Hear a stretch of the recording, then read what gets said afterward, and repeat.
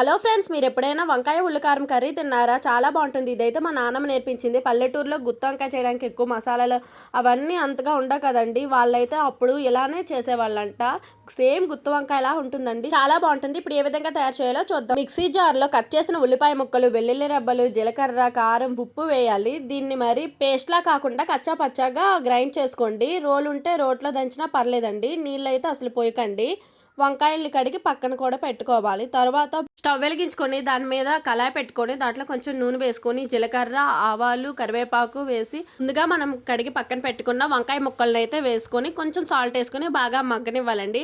అది ఒక 70% మగ్గాక ముందుగా తయారు చేసుకున్న పేస్ట్ని అయితే వేసుకొని బాగా వేయించుకోవాలి. ఈ రెండు కూడా బాగా మగ్గి ఆయిల్ పైకి తేలినప్పుడు లాస్ట్లో కొత్తిమీర వేసి బాగా కలుపుకొని దించేయడమేనండి. వంకాయ ఉల్లికారం అయితే తయారైపోతుంది. టేస్ట్ అయితే చాలా బాగుంటుంది. సేమ్ గుత్తొంకాయలా ఉంటుందండి. మీరు ఎప్పుడైనా తిన్నారా? కామెంట్ చేయండి. మీరు కూడా ఒకసారి ట్రై చేయండి ఫ్రెండ్స్. బాయ్.